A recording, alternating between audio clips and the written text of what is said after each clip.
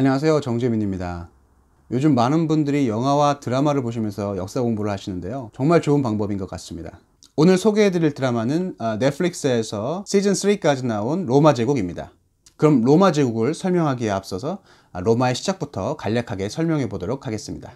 대략적으로 로마 제국이 시작된 시기는 기원전 753년경으로 우리가 알고 있는데요, 당시의 로마시는 권력과 명예를 갈망하는 사람들이 아니고 목동과 농부들의 집합체가 되어 있던 그런 곳이었습니다. 그들이 야만인이었다라고 주장하는 역사가들도 있지만 그 지역에 살고 있던 활동적이고 진취적인 사람이라는 것에 대해서는 이견이 없는 것 같습니다. 유럽에 가보신 분들은 잘 알겠지만 유럽에는 구릉이 굉장히 많거든요. 언덕들이.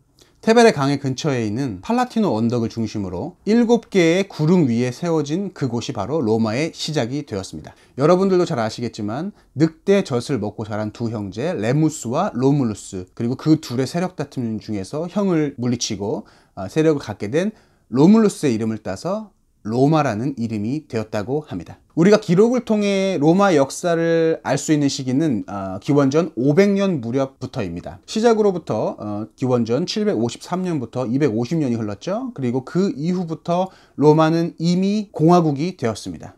당시에 로마는 왕이나 귀족은 없었지만 기본적으로 아예 계급이 없었던 것은 아니었습니다. 로마는 부유한 상류층과 그리고 좀 가난했던 서민들의 계층으로 나눠져 있었죠. 이 두 계급은 커다란 모임을 열고 거기서 지도자를 선출하는 방식을 택하게 됩니다. 이렇게 해서 로마를 통치하게 된 이들을 집정관이라고 불렀고, 이들은 민회에서 선출되었으며 임기는 1년으로 정해지게 되었죠. 로마의 집정관이라는 체계가 당시에는 굉장히 획기적이었는데, 다른 국가나 부족은 국가의 통치자나 부족의 족장이 모든 것을 결정하던 그런 시스템이었는데요, 로마의 시스템은 그에 반해서 중앙 집권적인 그런 권력 구조를 타파하고 중앙으로 집중될 수 있는 권력을 나눌 수 있다는 특징이 있었죠. 그렇기 때문에 당시 로마의 시민들은 본인들이 누구에게도 예속되지 않았던 굉장히 자유와 법을 지키는 그런 사람들이라는 자부심이 굉장히 있었다고 그렇게 알려지고 있습니다. 우리가 알고 있는 지중해,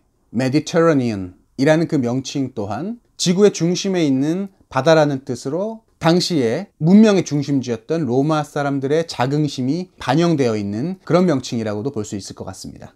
로마는 그 세력을 서서히 확장해서 기원전 24년경에는 로마 역사상 최초로 식민지를 얻게 되는데요, 그게 바로 여러분들도 잘 알고 계시는 그 시칠리아고요. 그 다음으로 하니발 장군이죠. 하니발로 굉장히 유명한 카르타고를 점령하게 됩니다. 그리고 다음으로 순서적으로 이제 그리스, 스페인 등 지중해 여러 나라들을 대부분 이제 모두 다 지배하게 되는 로마 제국의 이제 시작이 되게 되는 것이죠. 당시 로마의 군대는 자신들의 제국을 동서남북으로 확장하게 되는데, 이때부터 우리가 잘 알고 있는 로마의 권력자들이 나타나게 됩니다. 기원전 62년에는 폼페이우스가 동부 지역을 점령해서 계속적으로 로마 제국의 영역을 확장하고 있었고, 기원전 58년에는 율리우스 카이사르가 지금의 프랑스 지역을 포함해서 지중해로부터 라인강까지 갈리아 북부를 침략하고 지금의 영국 지역인 브린튼 지역까지도 진출을 하게 되는 것이죠.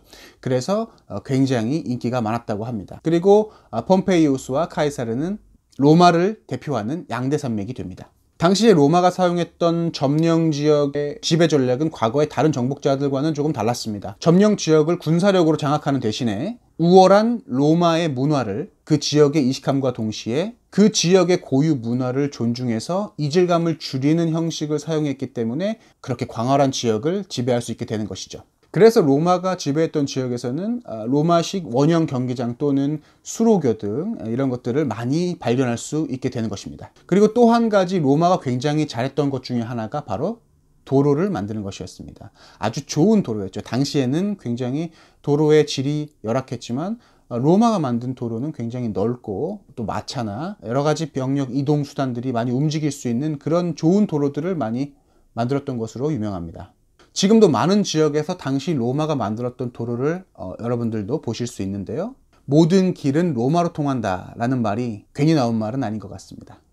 이후 로마는 군사력이 막강해지고 또 많은 지역을 점령해서 로마 제국으로 변모가 되어 가는데, 로마 제국이 다른 많은 지역을 합병하면서 수없이 많은 사람들이 로마의 시민권을 얻게 되고, 이제는 더 이상 많은 수의 사람이 한꺼번에 모여서 정치적인 의견을 나누는 것이 불가능해지게 됩니다. 또한 투표에 의해서 투표자를 선출하는 것도 어려워지게 되죠. 이로 인해 가장 막강한 권력을 지니고 있던 인물이 바로 아까 제가 설명했던 폼페이우스와 그리고 카이사르, 이런 사람들이 굉장히 대표적인 인물이었습니다. 기원경 50년경 로마 제국의 군대에는 동부 지역을 장악한 폼페이우스와 서부를 장악한 카이사르가 있었고, 권력 싸움을 하던 두 사람 중 카이사르가 승리하게 되면서 카이사르는 로마 제국의 절대 군주가 되게 됩니다. 당시 카이사르는 장군들이 승리하고 돌아오면서 입는 자주색 망토를 입고 황금으로 만든 의자에 앉아 있었다고 하네요. 하지만 당시에 로마 사람들은 절대적인 한 사람의 권력자를 원하는 그런 시민들이 아니었습니다. 그랬기 때문에 카이사르는 군의 통수권자임을 알리는 독재관, 라틴어로 임페라토르라는 호칭을 얻게 되는데요. 이것이 바로 훗날 황제를 뜻하는 영어 단어 임페러의 어원이 되게 되는 것이죠. 카이사르는 절대 군주가 되기 위해 노력했지만 로마의 시민들은 위대한 장군이었던 율리우스 카이사르를 원하는 것이지 독재자 율리우스 카이사르를 원하는 것이 아니었습니다.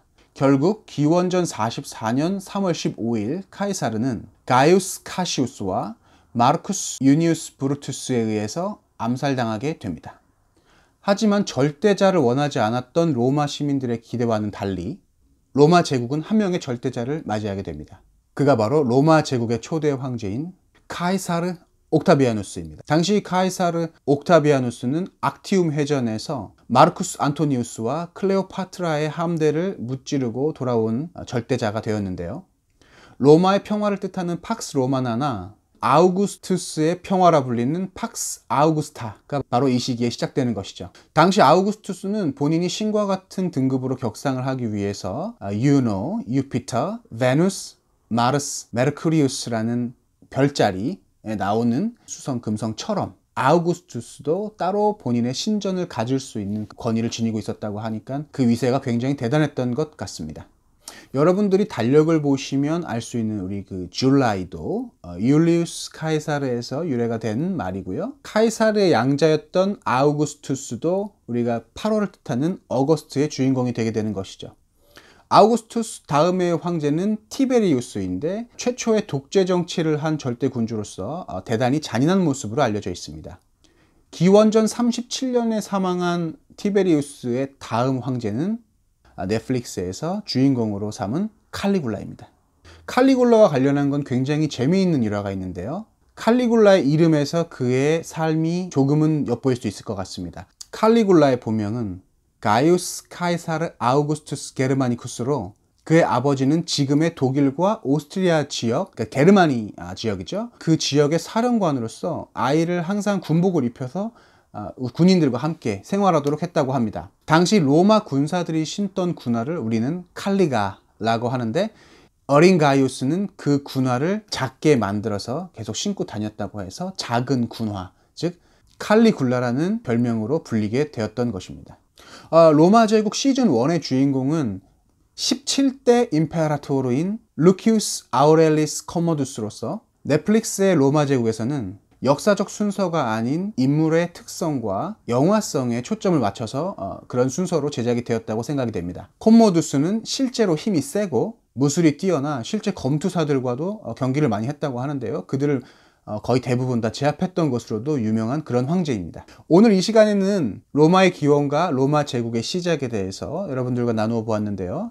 넷플릭스 영상을 보시기에 앞서서 제 영상이 여러분들의 어떤 역사적 배경 이해에 조금이나마 도움이 되었으면 좋겠다는 생각으로 영상을 만들어 보았습니다. 굉장히 쉽고 짧게 영상을 남기려고 노력했는데요. 아주 조금이라도 여러분들께 도움이 되었으면 합니다. 다음에도 더 유익하고 좋은 컨텐츠로 여러분들께 인사드리도록 하겠습니다.